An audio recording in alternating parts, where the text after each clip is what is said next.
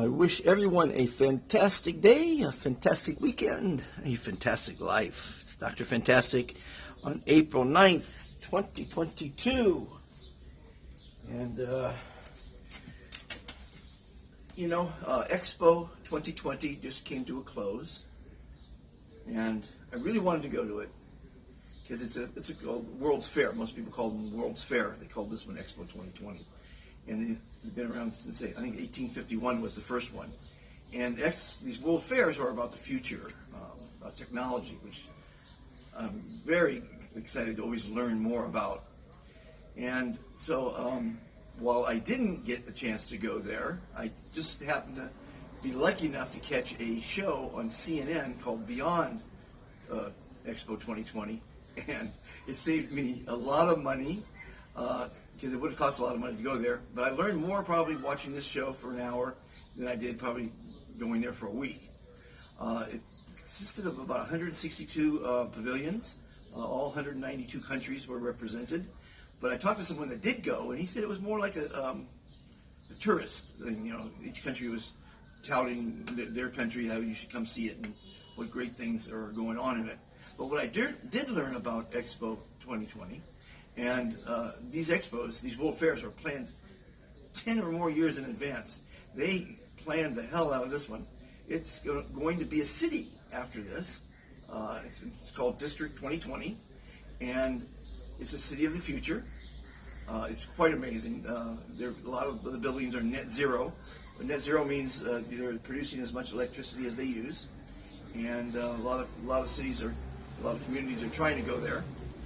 They use a lot of solar. The architecture is off the charts, wonderful. I applaud the designers and the people that are involved. Another interesting thing I learned was the whole city is connected with what's called the IoT, which is the Internet of Things. And all the big cities are doing this. Imagine having a sensor on everything. And these sensors report the noise, temperature, everything that's going on.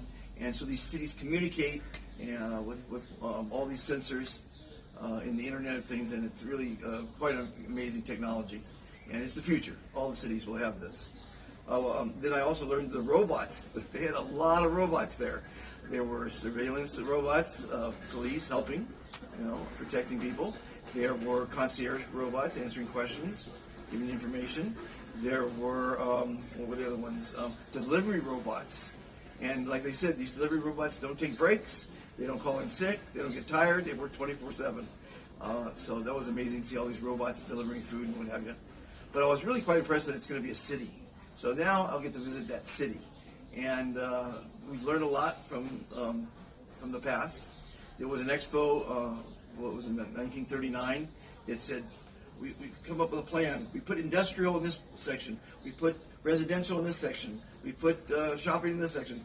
And we put freeways between them all, which was a total mistake.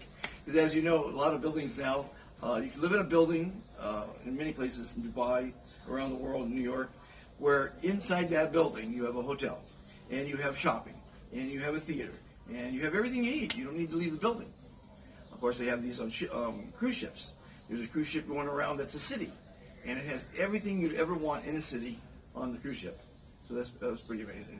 I love technology. I used to go to what's called CES every year. That's a Consumer Electronics Show, and that shows you all the new gadgets and gadgets that are coming out to make our life easier. Then I just saw a show recently on the phones. They have a phone convention every year on the technology of these phones. These phones are incredible. I mean, what would we do without phones? I always watch these old movies and going, they don't have a phone.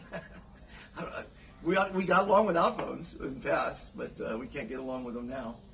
We can't get along without electricity, that's for sure. But anyway, I just wanted to talk a little bit about Expo 2020. I don't have a regret. I never have regrets, and I don't regret that I didn't go.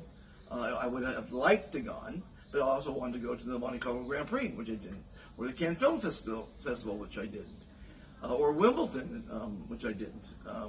So there's so much going on in the world. It just blows my mind how much is going on in the world. It's maybe you should ignore it. I don't know. But I like to keep track of it, and thank God for television. A lot of people don't like television, and I think television is the greatest form of education.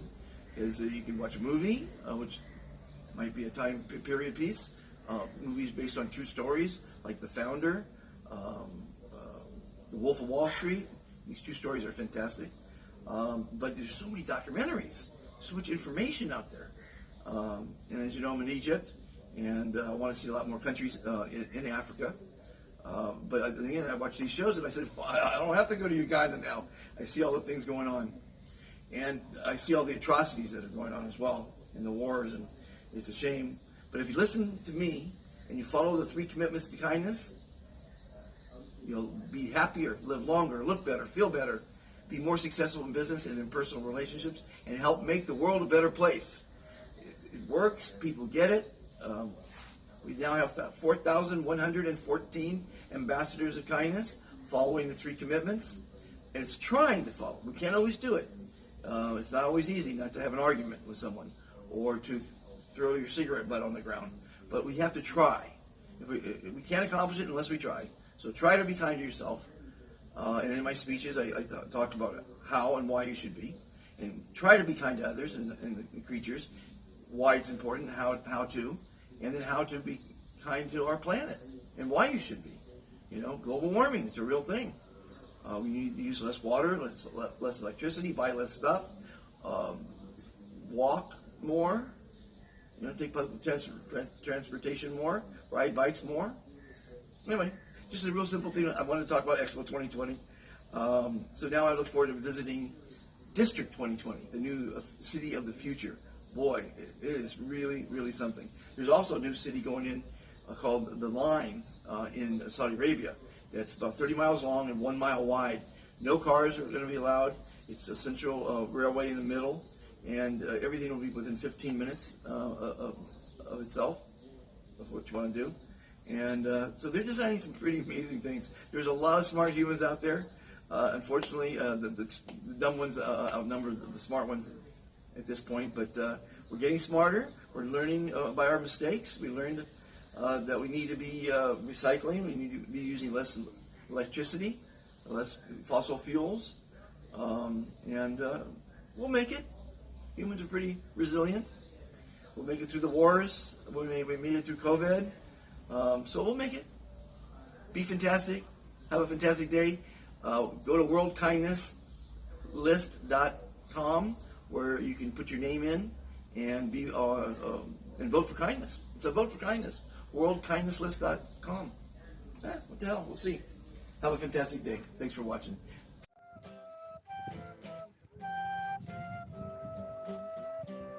Welcome to the Be Fantastic channel, where you will find many fantastic interviews with amazing people. Visit the top world museums, Incredible zoos, beautiful national parks. special events and much more. These videos are designed to educate, Inspire. motivate, and entertain you. We hope you will enjoy them. Join the Be Fantastic philosophy. Please subscribe. Like and share.